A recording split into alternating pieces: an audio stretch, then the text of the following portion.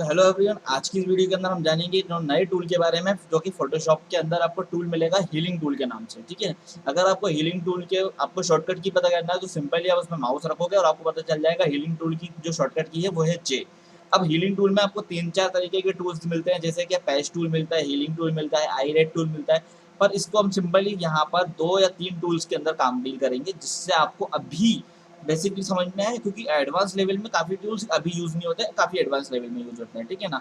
तो सबसे पहले हम ले लेते हैं स्पॉट हीलिंग टूल। ठीक है, तो स्पॉट हीलिंग टूल किस तरीके से काम करता है पहले मैं आपको बता देता हूँ। तो कुछ उसके लिए मैं आपको यहाँ पर इमेज की रियलिटी लेके जाता हूँ। ठीक है, अब स्पॉट हीलिंग टूल आपका बिल्कुल ही सिंपल ब्रश टूल की तरह बनेगा, जीरो सर्कल बनेगा आपका। और अगर आप इसको जितना बड़ा करना है छोटा चाहो तो आप यहाँ पर अपने जो ब्रैकेट्स ओपन डाउन से आप बड़ा कर सकते हो। ठीक है, हीलिंग टूल आपका क्लोन टूल से कैसे अलग है पहले आप ये समझिए। क्लोन टूल के अंदर क्या होता है, क्लोनिंग होती है ना, तो जब गलतियां होती हैं वो भी क्लोनिंग करता है। जैसे एग्जांपल के तौर पे मैं आपको क्लोनिंग करके दिखाता हूँ। सेम इमेज के ऊपर मैंने क्लोनिंग टूल लिया, मैंने यहाँ पर अल्ट पकड़ा, ठीक है, और मैंने उसको यहाँ पर क्लोन करा।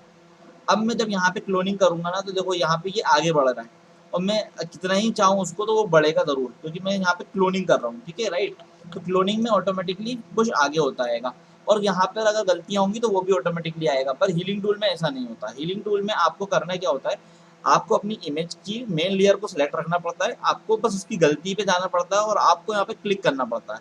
तो जैसे ही आप क्लिक करते हो तो होता क्या है मैं आपको बताऊं। जैसे एग्जांपल के तौर पे मान लो कि आपने इस पोर्शन को चूज करा, जितना मैंने भी यहाँ पर सर्कल लिखा हुआ है लगा हुआ है ना मेरा, यहाँ पर मैंने यहाँ पर चूज करा। तो इसके आइट साइड में जो कलर होगा, जैसा पैटर्न होगा, वो सोप के उसी जगह पर इम्प्लीमेंट कर देगा। समझ रहे हो आप बात को। तो इस तरीके से यहाँ पर ये चूज चूज होता है। अब इसमें हमारा एक और टूल देखने को मिल जाता है। देखो अगर हमें यहाँ पर और करूंगा ना, अच्छा इसमें गलतियां भी होती हैं।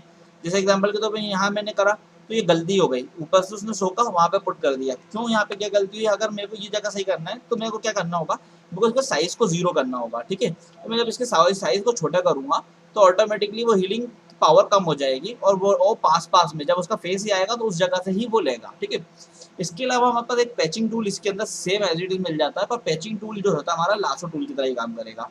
तो क्या करना होता है, जैसे पैचिंग टूल में हमको अगर एरिया बड़ा हो और हमको सेम ही मान लो कि कहीं पे भी हम कर रहे हैं और उसका जो बैकग्राउंड है या उसका जो टेक्सचर है वो सेम है, तो हम पैचिंग टूल को यूज कर सकते हैं। अभी हमने देखो पैचिंग टूल में बिल्कुल लासो टूल की तरह पूरा सेलेक्ट करा, ठीक है, और हमको क्या करना है, इस जगह को कॉपी करना है किसी और की जगह पर। तो हमने बिल्कुल एज इट इज दूसरी जगह पर लेके चले गए, बस डिपेंड होना चाहिए कि वो जगह भी साफ सुथरी होनी चाहिए।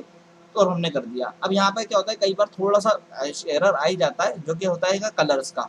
तो देखो आपको यहाँ पे कलर का ऑप्शन देखने को मिल गया, कलर ऑप्शन थोड़ा सा खराब हो रहा है आपका।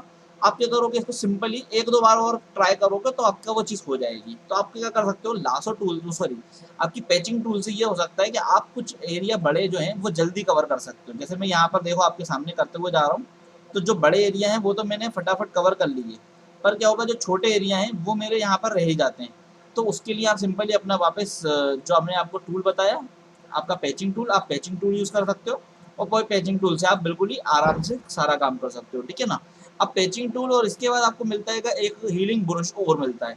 अब ये वाला हीलिंग ब्रश किस तरह से काम करता है, ये healing brush as it is आपका आप समझ सकते हो कि ये आपका बिल्कुल क्लोन की तरह काम करता है। तो इसमें भी आपका सेम रहता है कि आप क्लोनिंग किसी भी जगह से ले सकते हो, और जहां से आप क्लोनिंग लोगे तो ये उसी तरीके से काम करना चालू करेगा। देखो अगर मैं इसको कंटिन्यू चलाऊंगा तो ये क्या कर रहा है, उसी जगह से कंटिन्यू ये आगे बढ़ाते जा रहा है। ठीक है ना।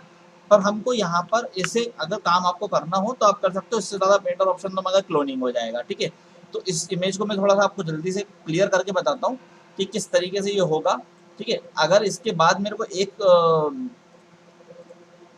एग्जाम्पल के तौर पर, ठीक है, इसके बाद मैं आपको एक चीज़ और मैं आपको बताऊंगा कि इसमें एक टूल और होता है जिससे हम दोनों साइड को चेंजेस कर सकते हैं।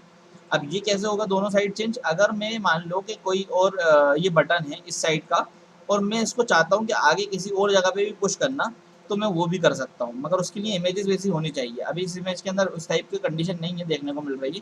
तो इस तरीके से आप यहाँ पर बिल्कुल स्लो स्लो कर सकते हो, और जीरो जीरो पॉइंट कर सकते हो। ठीक है ना, उसको और छोटा कर सकते हो। ठीक है, इस तरीके से आप अपनी पूरी इमेज को चेंज कर सकते हो। जैसी भी आपकी इमेज थी ना, उसकी सारी मिस्टेक्स को धीरे धीरे करके कन्वर्ट कर सकते हो, गलतियों को हटा सकते हो, और कोशिश करोगे आपके जितना स्लो हाथ चलाओगे इसके अंदर उतना ज़्यादा इफेक्ट देखने को मिलेगा आपको। देखो मैं अभी आपको ज़्यादा मतलब उसमें उतना टाइप का प्रोवाइड नहीं कर रहा हूँ, क्योंकि यहाँ पर हमको क्लासेस को आगे जल्द बढ़ाना है। अब देखो मैं अभी इस इमेज को ले लो जो मैंने अभी आपके लिए कन्वर्ट करी है, और आप सबसे पहली इमेज ले लो, ठीक है। तो आपको कितना फ़र्क दिखेगा वो आपको समझ में आ जाएगा। मैं भी आपको इसकी इमेज एक डाउनलोड करके बता दूंगा कि मतलब आप समझ रहे होगे कि पहले की क्या इमेज थी, ये आपके सामने ही हो रहा है, और अब क्या इमेज है, ठीक है। इसके अलावा मैं आपके लिए एक और काम करता हूँ। ये तो हमारा ब्लैक एंड वाइट है। अगर आपको एक डाउट आएगा कि हमारे कलर इमेजेस पे क्या होगा, तो ये किस तरीके से होगा वो मैं आपको बता देता हूँ। दूसरी चीज़ ये भी कि जब आप कभी फोटोशॉप पे काम करते हो और किसी की एल्बम या मान लो कहीं पे ऐसा काम करते हो जिसमें आपको फेसेस के साथ काम करना है, तो फेसेस काफ़ी ज़्यादा खराब दिखते हैं। कभी आपको बाल दिखेंगे, या तो हो सकता है किसी न किसी के कोई निशान हो, तो आपको वो चीज़ें हिडन करना पड़ती हैं, और उसका भी कई लोग पेमेंट करते हैं आपको कि भाई ये मेरा फेस या इस चीज़ को हमारे को कवर करके दो, क्योंकि वह उस टाइम में नहीं था, ठीक है ना। तो आप यहाँ पे हीलिंग टूल का ही यूज़ कर सकते हो। हीलिंग में भी आप सिर्फ स्पॉट हीलिंग टूल के से ही पूरा फेस क्लियर कर सकते हो। देखो मैं अभी आपको इसको करने के लिए मैं आपकी एक कॉपी बना दे रहा हूँ, और कॉपी पे काम कर रहा हूँ ताकि मैं आपको बता सकूँ। तो आपको जितना बड़ा ब्रश लोगे उतने ज़्यादा एरिया हील करेगा, मगर क्या होगा, मिस्टेक्स भी हील करेगा। तो आपको करना है एरिया छोटा, जितना छोटा हो सके। यहाँ पर आपके दूसरे टूल्स काम नहीं करते उस तरीके से, ठीक है। तो आपको सिंपली हीलिंग टूल लेना है, और हीलिंग टूल लेने के बाद आप यहाँ पर जितने भी एरिया पोर्शन हैं आप उन सबको हील पे क्लिक करोगे बस। तो आप देख पा रहे होगे कि कितना क्लियरली सब कुछ हील होते जा रहा है, और कितनी ही जल्दी हो गया। अब मैं अगर आपको वापस इसमें पुराने इमेज को दिखाऊं कि आप यहाँ पे जो बोल रहे थे, मतलब एग्जांपल के तौर पे समझिए, तो कितना फर्क आ गया। ये पुरानी इमेज थी जिसमें दाने थे, और ये हम लोगों ने हील कर दिया उसको, ठीक है। तो आप समझ गए हो कि हीलिंग टूल कहाँ कहाँ और आपको किस तरीके से यूज़ करने को देखने को मिलेगा। तो उम्मीद करता हूँ आप थोड़ा इसकी प्रैक्टिस करो, कई सारी इमेजेस निकालो पिंपल्स की या ऐसी ओल्ड इमेजेस, और उनके ऊपर काम करो जिससे आपको समझ में आए कि हीलिंग टूल कैसे काम करेगा। तो मिलते हैं नेक्स्ट वीडियो में। Thank you so much.